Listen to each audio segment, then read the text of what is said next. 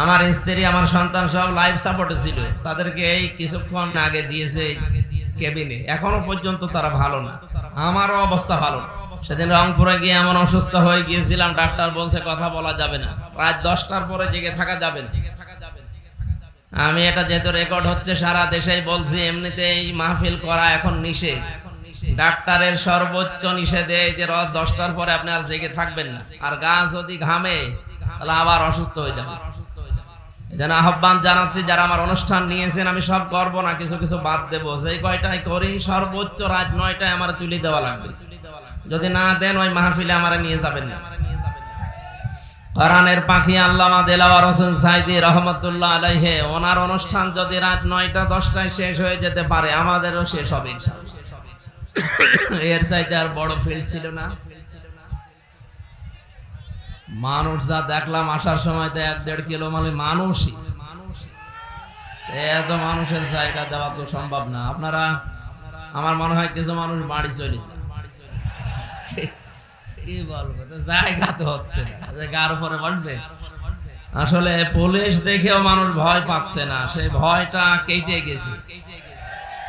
যে সমস্ত কোলাঙ্গার অফিসারদের কারণে আজ এই প্রশাসনের উপরে মানুষের ধারণাটা পুরা পাল্টিয়ে গেছে, তাদের বিচার করা। এই পোশাকটার অনেক মূল্য ছিল, কিন্তু কিছু কোলাঙ্গার এই জালেমাকে টিকিয়ে রাখতে গিয়ে পোশাকের অমর্যাদা করে এমন জায়গায় পৌঁছিয়েছে, দেখেন পুলিশ বসে আছে তারপরও ভয় পাচ্ছে।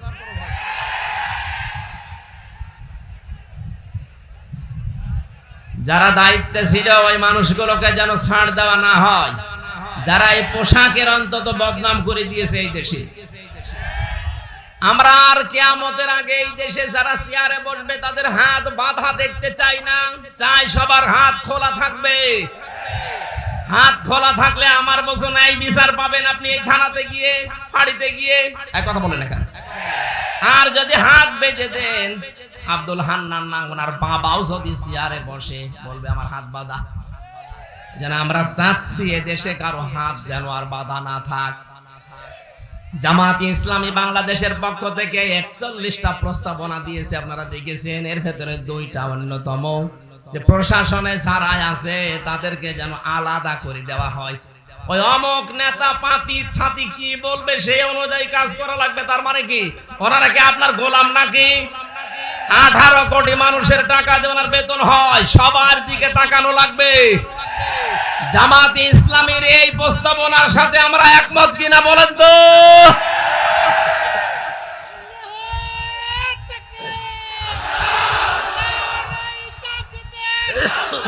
আলহামদুলিল্লাহ।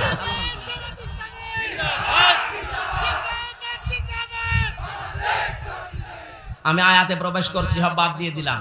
সূরা হুদ থেকে একটা মাত্র আয়াত পড়েছি, 36 নম্বর আয়াত।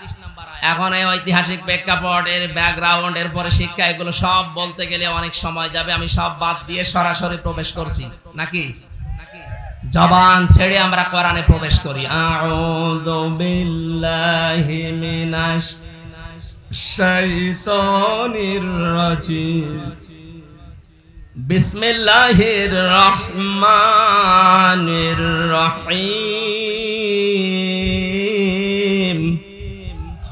ওয়া উহিয়া ইলা নূহিন আন্নাহু লা ইউমিনা মিন কওমিকা ইল্লা মান ক্বাদ আমানা ফালা তাবতাইস বিমা কানু ইয়াফআলুন। আমার ভাইরা, এই পৃথিবীতে লক্ষাধিকের উপরে আল্লাহ নবী পাঠিয়েছিলেন। তার ভেতরে অন্যতম একজন নবীর নাম হযরত নূহ আলাইহিস সালাম। 50 বছর কম 1000, 950 বছর একাধারে তিনি দাওয়াতি কাজ করলেন জাতির ভেতরে। মাত্র 80 জন তার দাওয়াত কবুল করেছে, আর কেউ পথে আসে না। শুধু পথে আসে না তা না, জাতির লোকেরা তার কাছে আবদার জানিয়েছে যে আপনি যে কিয়ামতের ভয় দেখান ওইটা নিয়ে আসেন। এবার আল্লাহ পাক রাগ হয়ে গেলেন। এতদিন পর্যন্ত 950 বছর ওরা মানে নাই, আমি কিছু বলি নাই। ওরা মানে নাই, আমি কিছু বলি নাই, শুধুমাত্র মানে নাই তা না, এরপরে বাধা তো দিয়েছে, এখন আবার কিয়ামত দেখতে চাই। ও নূহ, ওদেরকে আমি মিনি কিয়ামত দেখাবো। ওয়া উহিয়া ইলা নূহিন আন্নাহু লা ইউমিনা মিন কওমিকা। যারা ঈমান এনেছে এই মানুষগুলো বাদ দিয়ে তোমার এই কওমের ভেতর থেকে আর কেউ আমার প্রতি ঈমান আনবে না, বিশ্বাস করবে না। প্রশ্ন আসতে পারে, আল্লাহ ঈমান আনার জন্য এই নবীদেরকে পাঠিয়েছেন দুনিয়ায়, আর সেই নবীকেই জানাচ্ছেন যে আর কেউ ঈমান আনবে না। শুধু এতটুকু যদি সহজ ভাষায় বলতেন হয়ে যেত। আল্লাহ গ্যারান্টি দিয়েছেন লা ইউমিনা। ইউমিনা এটাও মোসারে বর্তমান ভবিষ্যৎ, প্রেজেন্ট ফিউচার, এর আগে লান এসেছে। আরবি গ্রামার অনুযায়ী মোসারের আগে লান আসলে অর্থ হয় কখনোই হবে না। গ্যারান্টি কার? আরো জোরে বলেন।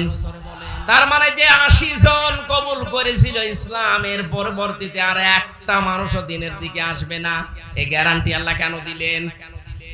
তাফসিরে খাজেন, তাফসিরে ফি জিলালিল কোরআন, জিলালিল কোরআনে বেশি পাবেন এটা। ইবনে সাইয়্যিদ কুতুব রাহমাতুল্লাহ আলাইহি ব্যাখ্যা করতে গিয়ে লিখেছেন এই মানুষগুলোর উপরে আল্লাহ মোহর মেরে দিলেন, হেদায়েত পাবে না। কেন?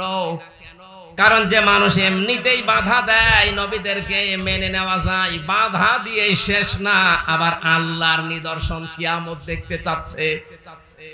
এই 15.5 বছর আমরা মানুষকে বহু বোঝানোর চেষ্টা করেছি।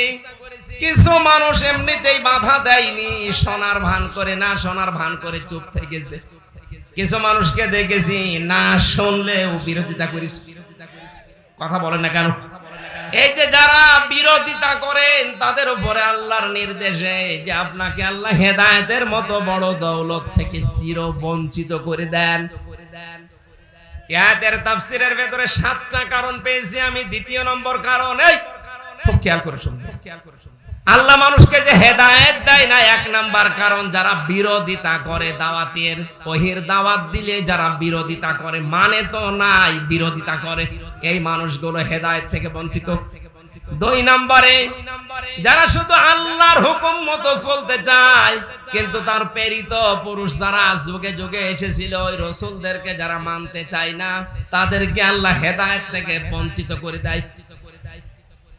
প্রমাণ পেয়েছি আমি সূরা ইউনূসের 90 নম্বর আয়াতে। ফেরাউন যখন ডুবে যাচ্ছিল, খুব খেয়াল করে শোনেন, এতদিন যেভাবে শুনেছেন না ওইভাবে না, নতুন ভাবে বলছি।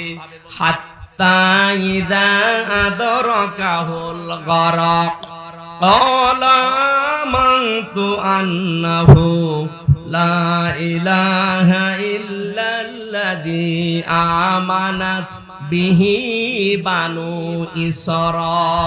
ইসরাঈল। ভালো করে মন দিয়ে শোনেন, কান লাগিয়ে। ফেরাউন যখন ডুবে যাচ্ছিল ওই সময় ঘোষণা দিয়েছে আমি ঈমান আনলাম ওই আল্লাহর উপরে যার উপরে বনি ইসরাঈলরা ঈমান এনেছে। ওয়া আনা মিনাল মুসলিমিন, আমি তো মুসলমান। এরপরও ফেরেশতারা আমারে বারবার সুবাই কেন? জবাব দিয়েছেন মুফাসসিরিন ইকরাম যে 7টা বললাম তার 2 নম্বরে ও কিন্তু শুধু আল্লাহ পাকের একাত্মবাদের ঘোষণাটা দিয়েছিল যে আল্লাহর উপরে আমি ঈমান আনলাম। কোন আল্লাহ? বনি ইসরাঈল রাজার উপরে ঈমান এনেছে ওই আল্লাহ। এর পাশাপাশি যে ওই জামানার প্রেরিত পুরুষ যিনি হযরতে মুসা কালিমুল্লাহ, ওই জামানায় কেউ মুসলমান যদি হতে চায় তাহলে তার বলা লাগতো লা ইলাহা ইল্লাল্লাহ মুসা কালিমুল্লাহ। কথা বলে না কেন? এখন এই জামানায় ওই প্রেরিত পুরুষ আর নেই, এখন আছে আরেকজন। এই জামানায় কেউ যদি এখন কালেমা পড়ে মুসলমান হতে চায়, শুধু লা ইলাহা ইল্লাল্লাহ বললে হবে না। এ জামানার যিনি প্রেরিত পুরুষ, কিয়ামত পর্যন্ত যার নাম ঘোষণা আছে মুহাম্মাদুর রাসূলুল্লাহ, এই শব্দ আপনাকে বলা লাগবে। ফেরাউন ওই সময় আল্লাহ তোমাকে আমি মানি, ফেরাউন এই কথা বলার পরে জামানার প্রেরিত পুরুষ আল্লাহর রাসূল এবং আল্লাহর নবী হযরতে মুসা আলাইহিস সালাম কেউ মানে নাই, এই জন্য আল্লাহকে হেদায়েত দেয়নি। এই জামানায় এখন এই বাংলাদেশ সহ বিশ্বে যারা আমি নামাজ পড়ি, আমি রোজা রাখি, আমি হজ করে এসেছি, আমি আল্লাহ বিশ্বাস করি, আমিও জানি ওইটা, কিন্তু তার প্রেরিত পুরুষকে এই জামানায় এখন থেকে কিয়ামত পর্যন্ত আল্লাহর প্রেরিত পুরুষ আমাদের জন্য যিনি মুহাম্মদুর রাসূলুল্লাহ, তার আদর্শ যদি আপনি মানতে না চান, নামাজ পড়ে রোজা রেখে হজ করে যাকাত দিয়ে মরণের সময় ফেরাউনের মতো মরণ হবে। আমি বোঝাতে না পারলে আবার রিপিট করছি, আজ যারা শুধুমাত্র আল্লাহর হুকুম বলেন, আমি কি নামাজ পড়ি না? হ্যাঁ নামাজ পড়ে, আমিও জানি। হুকুমটা কার? বলেন বলেন। আপনি তো বলেন আমি এত 7 লক্ষ টাকা খরচ করে হজ করে আসলাম, হ্যাঁ হুকুমটা কার? কিন্তু তার হুকুম প্রেরিত পুরুষ যিনি, এখন তার 63 বছরের ভেতরে 23 বছর মেনে নেওয়া ফরজ আইন, মাস্ট বি, মানায় লাগবে। তার 23 বছরের ভেতরে 10 বছর তিনি কোরআন দিয়ে রাষ্ট্র চালিয়েছিলেন, কথা বলেন না কেন? আপনি তার 23 বছরের ভেতরে এই যে টয়লেটে গিয়েছেন 23 বছরে, না জাননি? কথা বলেন না কেন? উনি টয়লেটে যাওয়ার সময় বলতেন আল্লাহুম্মা ইন্নী আউযু বিকা মিনাল খুবুসি ওয়াল খাবাইস। বের হওয়ার সময় বলতেন আল্লাহুম্মা ইন্নী গফরানাকা আলহামদুলিল্লাহিল্লাযী আযহাবা আন্নিল আযা ওয়া আফানি। বাম পা দিয়ে ঢুকে ডান পা দিয়ে বের হয়ে 8-10 মিনিট যে টয়লেটে কাটালেন, পুরাটাই ইবাদত। এটা মানেন তো? এখানে আলেম যারা আছে বলেন তো এই খারাপ কাজ ইবাদত হতে পারে? কারণ রাসূলের তরিকা 8-10 মিনিট না, যদি 1 ঘন্টাও আপনি বসে থাকেন, পুরো 1 ঘন্টা ইবাদত। আরো জোরে বলেন। রাসূলুল্লাহর 1 ঘন্টা 10-15 মিনিট যদি আপনার ইবাদত মনে হয়, উনি যে 10 বছরে কোরআন দিয়ে দেশ চালালেন, এটা আপনার রাজনীতি মনে হয়? আমি তো এইটা জাতিকে বোঝাতে পারি না। রাসূলের টয়লেট করে আপনি ইবাদত মনে করেন, আর তার 10 বছর কোরআন দিয়ে রাষ্ট্র চালানো মনে করেন রাজনীতি, দুনিয়ার কাজ। আপনার মরণ হবে ফেরাউনের মতো। নিয়ে আসেন, কোন হুজুর নিয়ে আসবেন? এবার নিয়ে আসেন। আজ হাজারো মাওলানা এই লাইনটা বুঝতে চায় না। রাসূলের টয়লেটও মানে, বিশ্বনবীর বিবাহ শাদী মানে, কিন্তু নবীজির যে 23 বছরের এই যে নবুয়তের জিন্দেগির 10টা বছর তিনি চালালেন, 27টা যুদ্ধের নেতৃত্ব দিলেন, এইটা শুনলেই ওর গায়ে আগুন চলে যায়। ও তখন উল্টা পাল্টা কথা, হ্যাঁ এটা রাজনীতি হচ্ছে, এটা দুনিয়ার কাজ, এটা জঙ্গিপনা, এটা মৌলবাদের কাজ। আপনি বলতে পারলেন এটা? মুসলমানদেরকে যদি এই দেশে কেউ আর কিয়ামতের আগে মৌলবাদ বলে, তাকে আমরা উচিত শিক্ষা দেব ইনশাআল্লাহ। কিসের মৌলবাদ? এই শব্দের ধোয়া তুলেই তো এই 15.5 বছর হাজার হাজার মানুষ ঘুমোয়। এই মৌলবাদ, মৌলবাদ, জঙ্গিবাদ, এই ধোয়া তুলেই হাজারো মানুষকে আয়না ঘরে নিয়ে হত্যা করা হয়েছে। 3 বছর জেলে রেখেছে এই ধোয়া তুলে। জঙ্গিবাদের মামলা, কি জঙ্গি কি করেছি আমি? যে মামলার নাম দিয়েছে আনসার আল কি যেন সাতাজ বলে, আমি শুনি। সুতরাং এই ধোয়ার কারো ফাঁদে পা দিয়ে যেন তুলতে না পারে কেউ। অনেকে দেখছি তুলছে যে মৌলবাদের উত্থান এই দেশে হবে না। এ কথা যারা বলছেন আপনি সংশোধন হবেন। মুসলমানদেরকে মৌলবাদ বললে এই দেশে আপনারও জায়গা হবে না ইনশাআল্লাহ।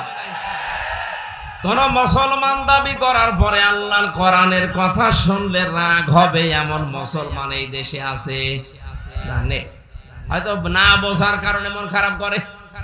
আর একটা কারণ আছে, দ্বিতীয় নম্বর কারণ হচ্ছে আবহমান কাল থেকে এমন এমন নিয়ম নীতি ইসলাম মনে করে আমাদের এই দেশগুলোতে পালন করা হচ্ছে, আসলে যেটা ইসলামে নেই। কোরআনের ব্যাখ্যা করতে গেলে ওইগুলো তো টিকবে না, কারণ কোরআন হচ্ছে আলো, আর যত পাপাচারের কাজ আছে সব হচ্ছে অন্ধকার। আপনারা দেখবেন এই পৃথিবীতে 3টা প্রাণী দিনের আলোতে বের হয় না, রাতের আধারে বের হয়, পেঁচা, বাদুড় আর শামসিকা। সূর্যের আলো যতক্ষণ থাকে ওরা কিন্তু বের হয় না। রাতের আধার যখন শেষ যায়, অন্ধকার হয়ে যায়, তখন ওরা বের হয়। বের হয়ে ঠিক থাকে না, মানুষের ফসল নষ্ট করে। কলা নষ্ট করে, পানের বরজ নষ্ট করে, এক কথা বলে না। এটা আমরা দেখেছি, তাই বাস্তব বলছি। দিনের আলো, সূর্যের আলো এদের পছন্দ হয় না, রাতের অন্ধকার এদের ভালো লাগে। এই জন্য এদের নামও দেখেন ডিজিটাল নাম, পেশা, বাদুর, শামসিকা। এর নাম শুনে বোঝা যাচ্ছে চেহারা কেমন হবে। কথা বলে না। যদি আজ বাস্তবে অনেকের নামের সাথে বাস্তবের মিল পাওয়া যাচ্ছে না, যিনি পালিয়েছেন ওনার নামটা কিন্তু অনেক সুন্দর ছিল, হাসিনা। হাসিনা মানে সুন্দরী। হাসিনা মানে কি? এত একটা সুন্দর নাম নিয়ে এমন ঘৃণিত কাজ করে গেল দুনিয়াতে। আপনি জরিপ দেখেছেন, সারা পৃথিবীতে কয়েকজন মানুষের নাম ঘৃণার তালিকায় এখন আছে, তার ভেতরে এই মহিলার নাম। মানুষ নামটা নেয় কিন্তু গালি হিসাবে। এই যে ইয়াজিদ নামে যে লোকটা, এও অত্যাচারী ছিল, এও স্বৈরাচার ছিল। নামটা কিন্তু ভালো, কিন্তু স্বৈরাচার অত্যাচারী হওয়ার কারণে আল্লাহ নামটা গালি বানিয়ে দিয়েছে। আমার মনে হয় কালের আবর্তে, যুগের বিবর্তনে দেখবেন এই সুন্দরী নামটাও একদিন গালি হয়ে যাবে। কারণ যার জীবনে জুলুম বেশি, যার জীবনে অত্যাচার বেশি, তাকে সৃষ্টি জগতের কাছে আল্লাহ ঘৃণিত করে দেয়। আরে দায়িত্ব আল্লাহ নিজে নিয়েছেন। বাস্তবতা এটাই। দেখেন, কোন হিন্দুকে যদি বলেন ভাই আপনার ছেলে হয়েছে ইয়াজিদ, রাখেন, এটা নাম হলো গালি। এমনকি কাউকে যদি রাগাতে চান, শুধু কার কাছে বলবেন ইয়াজিদের বাচ্চা, এমনি রেগে যাবে। মারাও লাগবে না, চোখ গরম দেওয়া লাগবে না, শুধু বলবেন ইয়াজিদের বাচ্চা, রেগে বাঘ হয়ে যাবে। কথা বলে না কেন?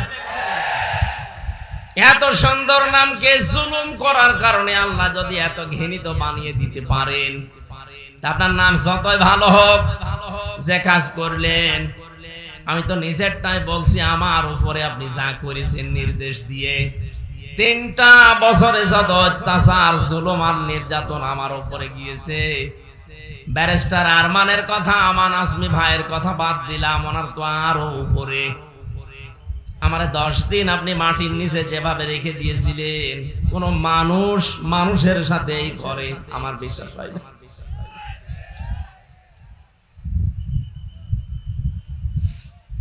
এই অত্যাচার গুলো করার কারণে আমার তো যতটুকু এখন বাস্তবে জ্ঞান পেয়েছি, আমি দেখেছি আমার সংসারের দিকে তাকিয়ে, এদেশের 18 কোটি মানুষ যদি ওই মহিলাকে মাফ করে দেয়, ব্যারিস্টার আরমানের বউ জীবনও মাফ করবে না। আর আমার মেয়েটা, ছোট মেয়েটা, এত রাগ ওই নামটা শুনলে ওরে গিয়ে যায়, অথচ নামটা কত সুন্দরী। জালেমদের উপরে আল্লাহ সৃষ্টি জগতের ভেতরে ঘৃণা তৈরি করে দেয়। এ দায়িত্ব হামজার না, এ দায়িত্ব কার? যেহেতু পেশাবাদর শামসিকার নাম শুনলে বোঝা যাচ্ছে চেহারাও কিরকম হবে। রাতের অন্ধকার বেছে নেওয়ার কারণে ঠিক থাকে, রাতে বের হয়ে শুধু ক্ষতি করে। আজ যারা জুলুমের অন্ধকার বেছে নিয়েছিলেন, আজ যারা শিরকের, কুফরের, বেদাতের অন্ধকারের পথ বেছে নিয়েছেন, আপনারাও মানুষের ক্ষতি করার জন্য, ঈমান ধ্বংস করার জন্য আপনারা রাতের অন্ধকার পাপের কাজগুলো বেছে নিয়েছেন। এটা যদি ইসলামে নেই, এই শিরক ইসলামে আছে, বেদাত আছে, বলেন এ জুলুম নেই ইসলামে। এই কাজগুলো যারা করবেন, পৃথিবীর ময়দানে মহান আল্লাহ পাক বলেন, এই মানুষগুলোর সামনে আপনি কোরআন উপস্থাপন করতে গেলে ওদের তো ভালো লাগবে না, কারণ মানুষগুলো দেখবে আমির হামজা যা বলতে চায় এগুলো আমার সাথে মেলে না। ও তখন রাগ করতে পারে। আপনার হাদিয়া তোফা, নজর নেওয়া, যেমন কি আপনার যাওয়া আসায় পর্যন্ত প্রতিবন্ধকতা সৃষ্টি হতে পারে। 1500 বছর আগে এই কথা আল্লাহ কোরআনে জানিয়েছেন হারজনের ব্যাখ্যায়। অথচ বাংলাদেশে এখন এই 1500 বছর পরে দেখলাম খাপের খাপ মিলে যাচ্ছে। মুসলমানদের ভেতরে হয়তো কেউ না বোঝার কারণে মন খারাপ করে, আর কিছু মানুষ যারা আল্লাহ রাসূলে বিশ্বাসী, এরা যখন দেখে যে না কোরআনে যা বলে এটা তো আমার বাবার দরবারের সাথে মিলছে না, আমি যে রাজনীতি করি এর সাথে মিলছে না, তখন ওরা বলবে হুজুর কোরআন হাদিসের কথা বলেন, আমি কি বাবার কথা বলছি নাকি? সেদিন দিনাজপুরে ছিলাম, উনি আমার কানে কানে বলছে হুজুর এমন কোন কথা বলবেন না যেন আমার গায়ে লাগে। আমি আপনার চিনি। কোথায়? আমার বাড়ি কুষ্টিয়া, আপনার বাড়ি দিনাজপুর। 250-300 কিলোমিটার পথ, এত দূর পর্যন্ত এসে জীবনে আপনাকে আমি দেখি, উনি আপনার নামও শুনিনি। আপনার বিরুদ্ধে যাবে মানে আপনার পক্ষে যাওয়ার মতো কোনো কথা আমার আল্লাহ কোরআনে দেয়নি। কারণ আপনি যদি জালেম হয়ে থাকেন, মুনাফিক হয়ে থাকেন, আপনার পক্ষে কোনো কথা কোরআনে আছে? এক কথা বলেন আছে? আমি কি নতুন করে কিছু বানাবো নাকি? আপনারা আসলেই বলেন যে আপনি যা বলেন সব ওই দলের দিকে যায়। আরে ভাই, ওই দলের লোক কোরআন মেনে চলে, এই জন্য ওই দলের দিকে যায়। আপনি তো কোরআন মানেন না, আপনার দিকে যাবে কি করে? যেখানেই যাচ্ছে এখন সারা দেশে একই অবস্থা। জালেম তো বিদায় নিয়েছে, কিন্তু মুনাফিক কিছু আছে। এই মুনাফিক গুলো খালি বারবার বলতে থাকে আমাদের বিরুদ্ধে যেন বলবেন না। আরে ভাই, আমি কি আয়াত নতুন করে তৈরি করব? কোথায় পাবো আমি? যা আছে জালেমের বিরুদ্ধে যেমন মুনাফিকের বিরুদ্ধে এইরকমই কথা বলেন না কেন? আপনার পক্ষে যদি আল্লাহর কোরআনের কথা, রাসূলের হাদিসের কথা নিয়ে আসতে হয়, তাহলে হারজনের ব্যাখ্যাটা আপনাকে বোঝা লাগবে। যেহেতু আমি এখানে বসেছি, কি করে উপস্থাপন করা লাগবে কোরআনে ধরন আল্লাহ আমাকে শিখিয়ে দিয়েছেন, আমরা সেই ধরনটার সামনে নিয়ে বলতে চাই। আল্লাহ আমাদের তৌফিক দাও, বলেন আমিন। 2024 সালের 5 আগস্টের সাথে কোরআনে কারিমের একটা আয়াতের আমি মিল পেয়েছি। এদিকে তাকান। এখন প্রশ্ন আসতে পারে এটা নাযিল হয়েছে 1500 বছর আগে, 2005 সালের 5 আগস্টের সাথে মিল পেলেন কি করে? আপনি মিলান, মিলবে। সূরা নাম 44 নম্বর আয়াত, ফালাম্মা নাসু মা যুকিরু বিহি ফাতাহনা আলাইহিম আবওয়াবা কুল্লা শাইইন হাত্তা ইযা ফারিহু বিমা উতু আখাযনাহুম বাগতাতান ফাইযা হুম মুবলিসুন। যারা কোরআন পড়তে পারেন আরবিতে, বাংলায় একটু বাড়িছে সূরা আনআমের 44 নম্বর আয়াতটা মিলান, তখন দেখবেন জালেমদের প্রতি যারা ছাপাই গাচ্ছে এখনো, তাদের মুখ বন্ধ হয়ে যাবে। রব্বুল আলামিন বলেন, যখন তারা আমার আদেশ নিষেধ আমি যেটা পাঠিয়েছিলাম তাদের উপরে, এটা যখন তারা ভুলে গেল, তাদের যে নিয়ামতের দরজা আমি আল্লাহ সবগুলো খুলে দিলাম। এই যে ফাতাহনা, এর ফাইল সরাসরি আল্লাহ, বাবের বহুবচন আবওয়াব, ওদের শান্তির যত দরজা আছে সব আমি আল্লাহ ওদের ভুলে যাওয়ার কারণে খুলে দিলাম। প্রশ্ন আসতে পারে আল্লাহর আদেশ ভুলে যাওয়ার কারণে আল্লাহ নিয়ামত আরো কেড়ে নেয়, আল্লাহ বাড়িয়ে দিল কেন? জবাব দিচ্ছে, এবার তাকান। 2006 সালের 28 অক্টোবর এই মাসে আমরা দেখেছিলাম একজন মানুষের মুখের কথাই লগি বইটা নিয়ে সারা দেশ থেকে মানুষ ঢাকায় গিয়ে জসিম ভাইয়ের মতো মানুষকে পিটিয়ে হত্যা করে লাশের উপরে ড্যান্স দিয়েছিল। জীবনে বহু ইতিহাস পড়েছি বিশ্ববিদ্যালয় থেকে, কিন্তু এই ইতিহাস কোনোদিন আমি শুনিওনি, পড়িওনি। দেখা তো দূরের কথা, যে জীবনে আশরাফুল মাখলুকাত মানুষ হত্যা করার পরে তার লাশের উপরে ড্যান্স দেওয়া যায়। সিরাজগঞ্জ থেকে একবার যাচ্ছিলাম মাহফিল করে, ড্রাইভারের পেছনে বসে আছে বাসের ড্রাইভার, মাঝখানে দেখলাম একটা কুকুর পড়ে আছে। কুকুরের গার উপর দিয়ে চালিয়ে না দিয়ে উনি বাম দিয়ে দিল, গাড়ি একটু কেঁপে উঠেছে। ড্রাইভারকে বললাম, ভাই আপনি এমন করলেন, গাড়ি এখনই তো অ্যাক্সিডেন্ট হয়ে যেত। আমারে বলছে হুজুর আপনি দেখেন না একটা কুকুর পড়ে আছে, আমি ডবল করে ওর গার উপরে চাকা চালাবো, আমার বিবেক নেই। বললাম ভাই ও তো মরা কুকুর, ও মারলে কি আর না মারলে কি।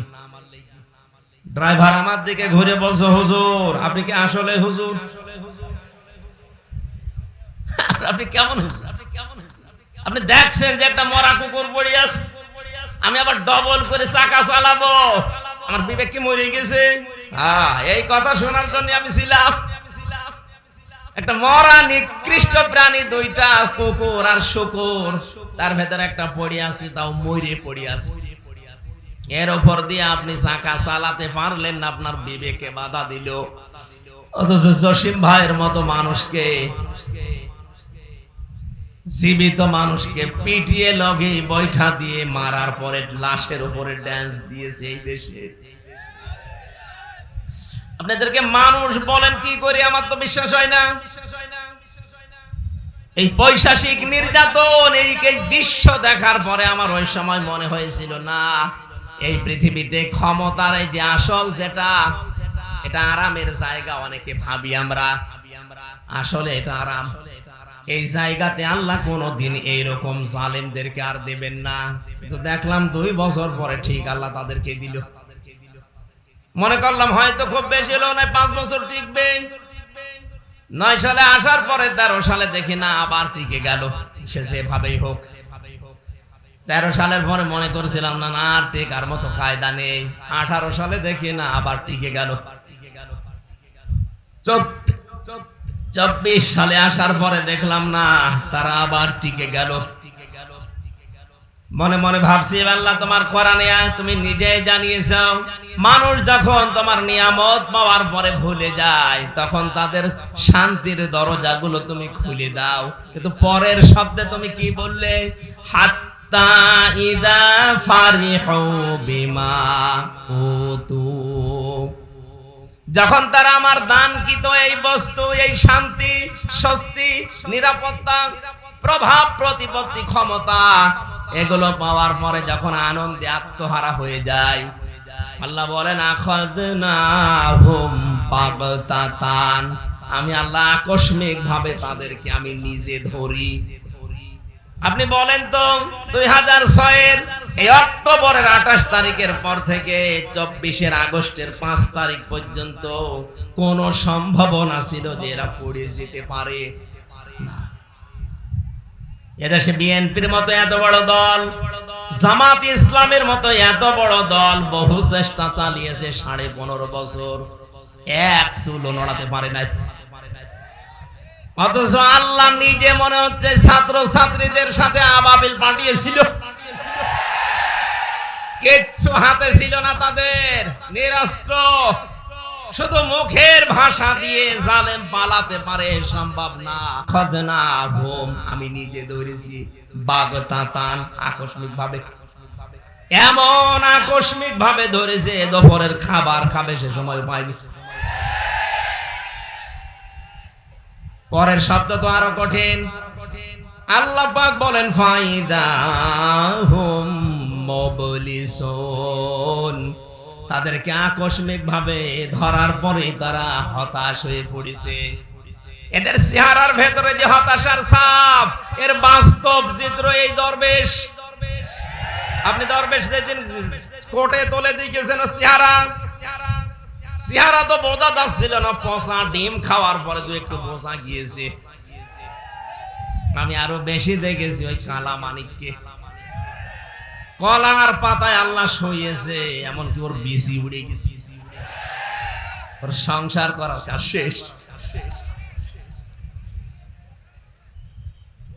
সূরা আলে ইমরান 178 নম্বর আয়াতে আমি এর সাথে মিল পেয়েছি, ওয়ালা ইয়াহসাবান্নাল্লাযীনা কাফারু আন্নামা নুমলি লাহুম খায়রুল লিআনফুসিহিম ইন্নামা নুমলি লাহুম লিয়াজদাদু ইসমা ওয়া লাহুম আযাবুম মুহিন। কাফেরেরা ধারণা করেছে তাদের এই কম ক্ষমতা আল্লাহ মনে হয় তাদের ভালোবেসে দিয়েছে তাদের কল্যাণের জন্য, কিন্তু না, মানুষ যদি সত্যি জুলুমের পথ বেছে নেয়, ইন্নামা নুমলি লাহুম লিয়াজদাদু ইসমা, আল্লাহ পাক বলেন ওই মানুষগুলোর পাপের বোঝা দিনের পরে দিন তখন পরিপূর্ণ হতে থাকে। এ 15.5 বছরে একদম ঠাই হয়েছে, পরিপূর্ণ যখন হয়ে গেছে পাপের বোঝা, ওয়ালাহুম আযাবুম মুহিন, ওদের জন্য অপমানজনক শাস্তি আল্লাহ রেডি করে রেখেছে। যেটা এখন দেখতে পাচ্ছি, একটা দেশ কত নিম্নগামী হলে, কত দুর্নীতিগ্রস্ত হলে জাতীয় মসজিদের ইমাম পর্যন্ত পালিয়ে যায়। 350 এমপি একবারে পালিয়েছে, পৃথিবীর ইতিহাসে আমি পড়ে পাইনি। ওই 850 বছর আগের এক ইতিহাস পড়েছিলাম, লক্ষণ সেন পালিয়েছিল। আরে 850 বছর পরে পৃথিবীর ইতিহাস পাল্টিয়ে ওনার নাতি পাল্টিয়েছে। কথা বলেন না কেন? কোরআনের এই আয়াত থেকে আমি যেটা পেয়েছি, এই এদিকে তাকান, আল্লাহ রাব্বুল আলামিন যেটা জানাতে চেয়েছেন তাদের জন্য অপমানজনক শাস্তি আমি আল্লাহ রেডি করে রাখি, যারা জুলুম করবে এবং যারা জালিমদের সহযোগী হবে। জাতীয় মসজিদের ইমাম তো সম্মানের পাত্র, অথচ কয়েকদিন আগে যে অপমান হয়েছে, এই মহিন শব্দটা ওর সাথে মিলে যায়। মুসল্লিদের পক্ষ থেকে জুতা পিটা করেছে, ও বলছে আমার গায়ে জুতা লাগেনি। ওরে শয়তান, এতগুলো জুতা খেয়েছে তো বলো জুতা লাগেনি। আর কত অপমান হবেন।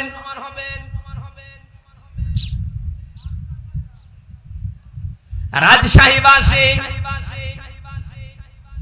সূরা আনামের 44 নম্বর আয়াতের পরের অংশ বলছি এবার, ওদের যে আল্লাহ হতাশ করে দিয়েছে, ওরা নিরাশ হয়ে গেছে। আল্লাহ বলেন ফাকুতিয়া দাবিরুল কওমিল্লাযিনা যালামু, জালেমদের শিকড় কেটে দেওয়া হয়েছে। কেটেছে কে জানা নেই, ফাকুতিয়া মজহুল, এর ফাইল জানা নেই। সুতরাং এই দেশে জালেমদের শিকড় কাটা আরম্ভ হয়েছে। এদেশে জালেমদের কোনো শিকড় থাকবে না, কে কাটবে কেউ জানবে না। আমরা চাই যারা বড় জালেম ছিল, যারা মাঝারি জালেম ছিল, যারা ছোট জালেম ছিল, প্রত্যেকের তালিকা করে করে মোড়ে মোড়ে টাঙিয়ে দেন। কোন জালেম যেন আর এই বাংলাদেশে প্রবেশ করতে না পারে, নিজের এলাকায় যেন আর প্রতিষ্ঠা না পায়। এই কথা বলা লাগবে, এটা ওদের জুলুমের পুরস্কার। কারণ জালেমদের দুনিয়াও শেষ, আখিরাত তো শেষ হয়ে গেছে আগেই। জালেমদের জন্য আখিরাতে কিচ্ছু নেই, জালেম মরবে আর জাহান্নামে যাবে। কারণ জালেমরা আল্লাহর মামলার আসামি। শব্দটা অনেক ভারী।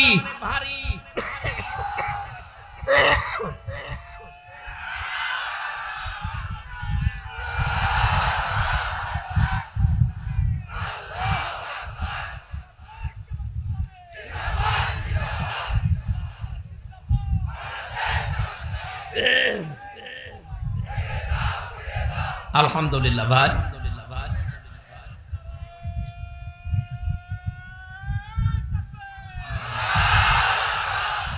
যারা এখনো পর্যন্ত এই দুঃসাহস দেখাচ্ছেন যে আমি পাশাপাশি আছি, চট করে ঢুকে পড়বো, আগে কিন্তু আর সেই 2024 সালের 5 আগস্টের আগের বাংলাদেশ এখন আর নেই।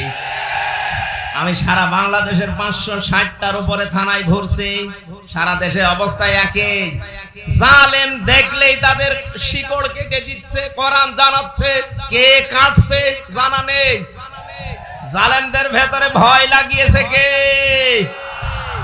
যারা নিজেরা ভয় পায় তার প্রমাণ ওই যে গোপালগঞ্জের উনি বলছে, আপা ভয় পাবেন না, আপনি ঘাবড়াবেন না, আপনি ঘাবড়ালে আমরা নরম হয়ে যায়। ওরা যে নরম হয়েছে, ওদের শিকড় যে কেটে গেছে, এ কথাকার। জালেমদের ব্যাপারে ভয়ঙ্কর একটা কথা কোরআনে কারিমে আমি পেয়েছি, সূরা শূরা 42 নম্বর আয়াত, ইন্নামাস সাবিলু আলাল্লাযিনা ইয়াযলিমুনান নাস। আল্লাহ পাক বলেন অবশ্যই আমি নিজে কিয়ামতের ময়দানে জালেমদের বিরুদ্ধে বাদী হয়ে মামলা দায়ের করব। এদেশের 1628টা চেয়ার ছিল, 1628টা চেয়ারে যারা ছিল প্রত্যেকটা মানুষ এই দেশের জনগণের কাছে জালেম হিসাবে পরিগণিত। কথা বলা লাগবে। এই 1628টা চেয়ারের কারণে আজ হাজার হাজার মানুষ গুম হয়ে গেছে, খুন হয়ে গেছে, বছরের পরে বছর আমার মতো জেল খেটেছে। কত কিছু থেকে তারা বৈষম্যের শিকার ছিল। এমনিতেই ছেলে মেয়েরা ফুসে ওঠেনি। বিশ্ববিদ্যালয় থেকে অনার্স মাস্টার্স করে ফার্স্ট ক্লাস ফার্স্ট হওয়ার পরেও তার জায়গায় সে যেতে পারবে না। এর চাইতে বৈষম্য আর কি হতে পারে? আমরা চাই কিয়ামতের আগে এই বৈষম্য যেন এদেশে আর ফিরে না আসে।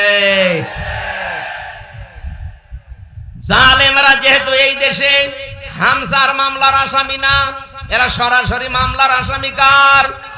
এখানে কোন জালেম এদেশে থাকতে পারবে না। এদেশে থাকতে হলে মানুষের বন্ধু হয়ে থাকা লাগবে। নবীজির হাদিস ছিল খায়রুন নাস মাইয়ানফাউন নাস। হাদিসের ব্যাখ্যার দিকে আমি পড়েছি, নবীজি কিন্তু এ কথা বলেন না যে সর্বোত্তম মানুষ ওই লোকটা যে লোকটা মুসলমানের উপকার করে না। খায়রুন নাস মাইয়ানফাউন নাস। ইয়ানফাউ মুজারে বর্তমান ভবিষ্যৎ, প্রেজেন্ট ফিউচার, নাস মানে মানুষ। নবীজি খায়রুন নাস ইয়ানফাউল মুসলিমুনা বলতে পারতো না। পৃথিবীতে যারা মুসলমানের উপকার করে এরাই উত্তম না। মানুষ হয়ে যদি কেউ মানুষের উপকার করে, মানুষকে সাহায্য করে, তাকে একটু এগিয়ে দেওয়ার জন্য চেষ্টা চালায়, আল্লাহর দরবারে উত্তম মানুষ। সুবহানাল্লাহ বলতে পারেন না? এটা আমার মনে হয় এই বাংলাদেশে সবচাইতে বেশি এই হাদিসটা মেনে চলছে এখন আমিরে জামাত ডাক্তার শফিকুর রহমান। আপনি দেখছেন না 5 তারিখের পর থেকে তার অ্যাক্টিভিটিস। বিশ্ব নবী কাদের স্ত্রী খাদিজাতুল কুবরা রাদিয়াল্লাহু তাআলা আনহা 5টা বিষয়ে সান্ত্বনা দিয়েছিলেন যে আপনি তো এই 5টা কাজ করেন, আপনাকে আল্লাহ ভয় দেখাবে না। আপনি ভয়হীন, আপনাকে কেউ ভয় দেখাতে পারে না। তার 2 নম্বরে এটা ছিল ওয়া তাহমিলুল কাল্লা। আপনি মানুষের বোঝা হালকা করে দেন। এই 15.5 বছরে কত মানুষের বোঝা আপনি আরো ভারী করে দিয়ে গেলেন। বিশেষ করে 5 আগস্টের আগ পর্যন্ত এই দেশে 2780 জন এখনো পর্যন্ত হাসপাতালে কাতরাচ্ছে। তারা তাদের পরিবারের কাছে, ভাই বোনের কাছে, মা বাবার কাছে বোঝা। এই কথা বলে না কেন? 1080 জনের উপরে শহীদ হয়েছে এই দেশে। এই মানুষগুলো পরিবার চালাতো, অথচ পরিবারের জন্য তারা বোঝা। হাজার হাজার কোটি কোটি টাকা ঋণের বোঝা বাংলাদেশে রেখে আপনি পালিয়ে গেলেন। আপনি নবীর উম্মত হতে পারবেন? নবীর আদর্শ ছিল বোঝা আরো হালকা করে দেওয়া। আর এমন দেশ আপনি উপহার দিয়ে চলে গেলেন। এখন আমার একটা মেয়ে যদি এই দেশে আসে, জন্ম নেয়, সে 1 লাখ টাকা তার মাথার উপরে বোঝা। হাজারো মানুষের বোঝার কারণ আপনি হাজার হাজার লক্ষ লক্ষ মানুষের মাথার উপরে যে বোঝাগুলো দিয়ে গেলেন, চিন্তার বোঝা, খাদ্যের বোঝা, কত রকমের বোঝা তাদের মাথার উপরে দিয়ে আপনি আরামে খাচ্ছেন। আর নিজে নিজে মোবাইল করে করে ফোন আলাপ ফাঁস করেন মানুষকে ভয় তাকাতে। আপনার এই এই এই বাটপারি মানুষ বুঝে ফেলেছে। নিজে নিজে ওগুলো করে, এডিট করে, এরপরে ছাড়ে যেন নিজের ভেতরে, মানুষের ভেতরে একটু সঞ্চার হয় আসার। এটা মানুষ কিন্তু বুঝে ফেলেছে যে নিজে নিজে ফোন করে ফোন আলাপ আপনি ফাঁস করছেন। এদেশের সত্যি বলছি আমি, সারা দেশ ঘুরে অবস্থায় একই। কোন জালেমের ঠাঁই এদেশে আর হবে না। আশা করছি কোন জালেম যদি ধরা পড়ে ওর উপযুক্ত শাস্তি না দিয়ে যেন আদালত জামিন না দেয়। দেখছি কয়েকজন জামিন পাচ্ছে। যারা দায়িত্বে আছেন সাবধান, উর্মির মতো করবেন না। উর্মির মতো যদি আপনিও ধরা পড়েন, আপনার জীবন কিন্তু দেশের মানুষের হাতে চলে যাবে আজরাইল আসার আগেই। আজরাইল জান কবজ করতে আসবে পরে, আগে করবে জনগণ। এজন্য আশা করব কোন জালেম যদি সত্যিই প্রমাণ হয় এটা জালেম জুলুম করেছে, তার যেন জামিন না হয়। আমি বিনা কারণে যদি 3 বছর জেল খাটতে পারি, জালেমদের তো 9 বছর খাটা দরকার। এই কথা বলা যাবে না, কথা বোঝার চেষ্টা করো। আমি যে কথাটা বোঝাতে চাচ্ছি, আমরা যেহেতু এমন একটা পরিবেশ, এমন একটা দেশ চাচ্ছি, বিশ্ব নবীকে তার স্ত্রী সান্ত্বনা দিয়েছিলেন, হে আমার স্বামী, আপনি কখনো ভয় পাবেন না, কারণ যে মানুষগুলো মানুষের বোঝা হালকা করে দেয় তাদেরকে আল্লাহ নির্ভয় করে দেয়। এর বাস্তব প্রমাণ, যার নাম বললাম, এই লোকটা। আমি নিজে তার সাথে ছিলাম। তার যে তাকওয়া, এই লোকটার যে ইবাদত বন্দেগী আমি কাছ থেকে দেখেছি, আল্লাহর উপরে তার যে তাওয়াক্কুল, ভরসা, এমনি এমনি তৈরি হয়নি। এই মানুষটা একামতের দিনের এই লাইনে আসার পর থেকে জীবন উৎসর্গ করে দিয়েছে মানবতার জন্য। এই দেশে 18 কোটি মানুষের এই একজনের নামে শুধু বানায় ডাক্তার শফিকুর রহমান, মানবতার ফেরিওয়ালা।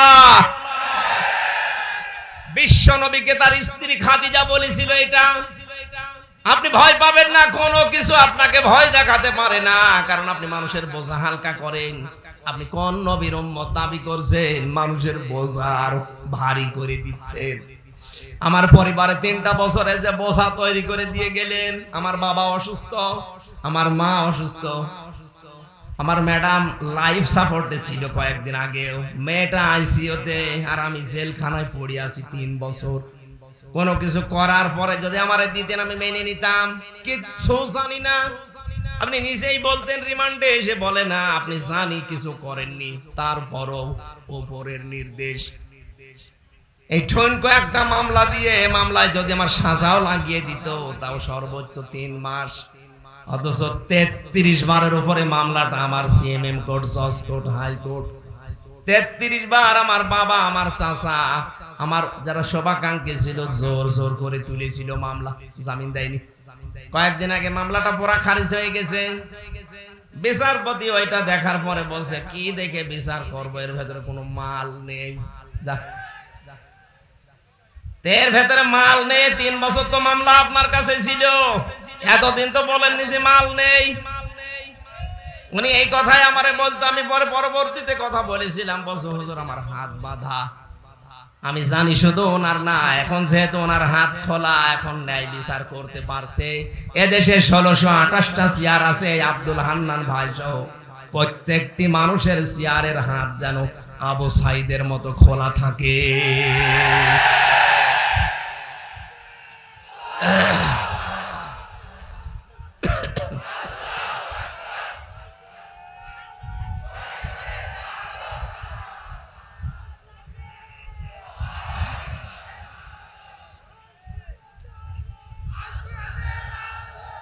আমার ভাইরা, আমরা আর কিয়ামতের আগে এই দেশে যারা চেয়ারে বসবে তাদের হাত বাঁধা দেখতে চাই না, চাই সবার হাত খোলা থাকবে।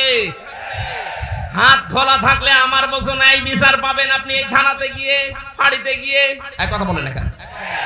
আর যদি হাত বেঁধে দেন, আব্দুল হান্নান না ওনার বাবাও যদি চেয়ারে বসে, বলবে আমার হাত বাঁধা। যেন আমরা চাচ্ছি এদেশে কারো হাত যেন আর বাঁধা না থাক। জামাত ইসলামী বাংলাদেশের পক্ষ থেকে 41টা প্রস্তাবনা দিয়েছে, আপনারা দেখেছেন। এর ভেতরে 2টা অন্যতম, যে প্রশাসনে যারা আছে তাদেরকে যেন আলাদা করে দেওয়া হয়। ওই অমক নেতা পাতি ছাতি কি বলবে সেই অনুযায়ী কাজ করা লাগবে। তার মানে কি ওনারা কি আপনার গোলাম নাকি? 18 কোটি মানুষের টাকা দিয়ে ওনার বেতন হয়, সবার দিকে তাকানো লাগবে। জামাত ইসলামীর এই প্রস্তাবনার সাথে আমরা একমত কিনা বলেন তো?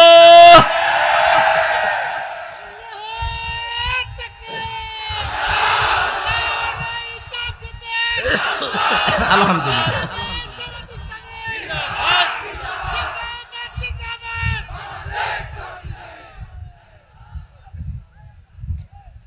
রাজশাহীবাসী আমরা বাকি কথা আমার শরীর এবং সময়ের দিকে খেয়াল করছি। কালকে আমার শপথ আছে কুষ্টিয়াতে, আমি বেশি দেরি করতে পারবো না। সকাল 6টায় আসবে সেক্রেটারি জেনারেল। এই জন্য খুব তাড়াতাড়ি করছি। আমি মনে করলাম 10টায় শেষ করে চলে যাব। এমনি যে শরীরের অবস্থা, আবার কালকে আছে টাঙ্গাইলে ওই অনুষ্ঠান শেষ করে ওইটা ধরা লাগবে, চারিদিকে খেয়াল করে আমি আয়াতে প্রবেশ করছি, সব বাদ দিয়ে দিলাম। সূরা হুদ থেকে একটা মাত্র আয়াত পড়েছি, 36 নম্বর আয়াত।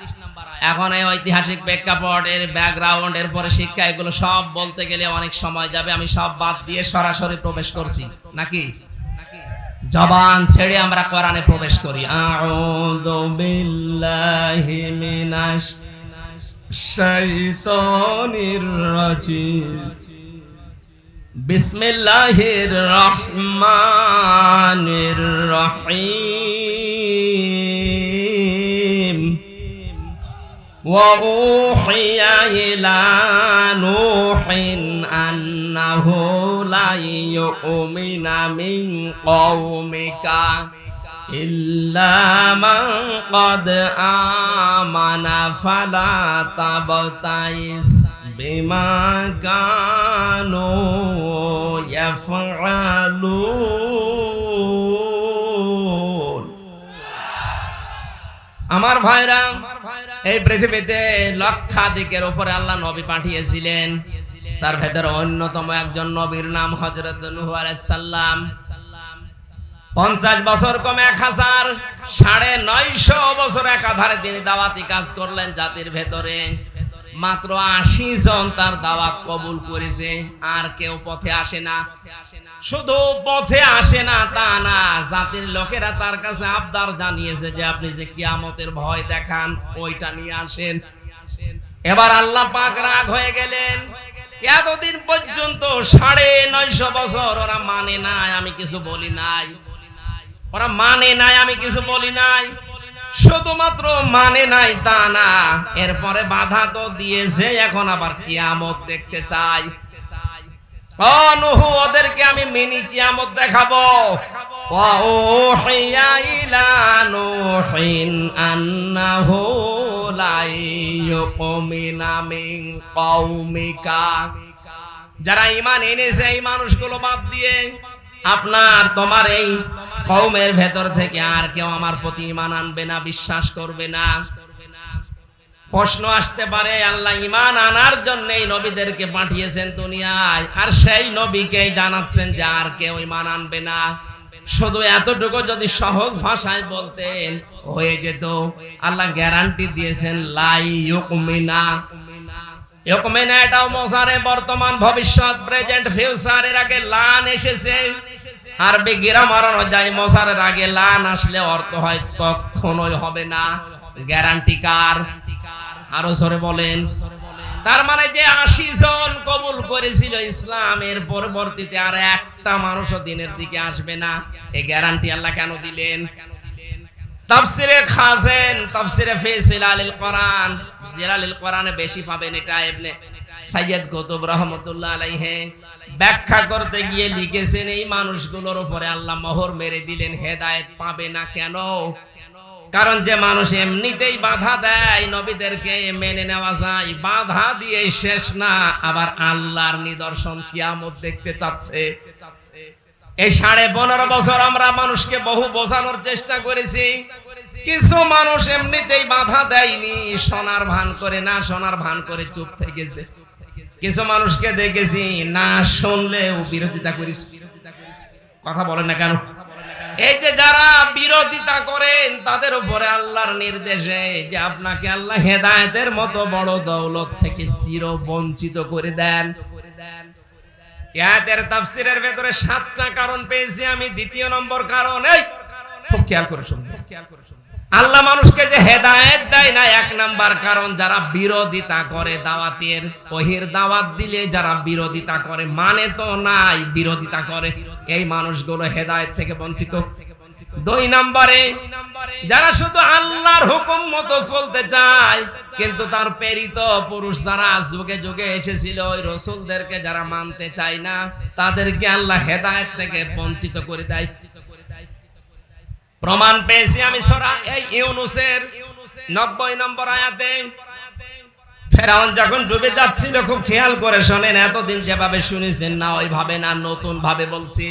হাত্তা ইযা আদরাকাহুল গরক আমানতু আন্নাহু লা ইলাহা ইল্লাল্লাযী আমানাত বিহি বানু ইসরাঈল। ভালো করে মন দিয়ে শোনেন, কান লাগিয়ে। ফেরাউন যখন ডুবে যাচ্ছিল ওই সময় ঘোষণা দিয়েছে, আমি ঈমান আনলাম ওই আল্লাহর উপরে যার উপরে বনি ইসরাঈলরা ঈমান এনেছে। ওয়ানা মিনাল মুসলিমিন, আমি তো মুসলমান। এরপরও ফেরেশতারা আমারে বারবার সুবাই কেন? জবাব দিয়েছেন মুফাসসিরিন ইকরাম যে 7টা বললাম তার 2 নাম্বারে ও কিন্তু শুধু আল্লাহ পাকের একাত্মবাদের ঘোষণাটা দিয়েছিল যে আল্লাহর উপরে আমি ঈমান আনলাম। কোন আল্লাহ? বনি ইসরাঈল রাজার উপরে ঈমান এনেছে ওই আল্লাহ।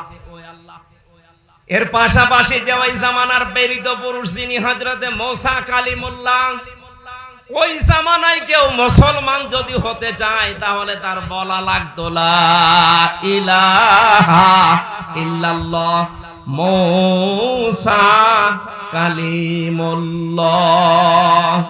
কথা বলে না কেন? এখন এই জামানায় ওই প্রেরিত পুরুষ আর নেই, এখন আছে আরেকজন।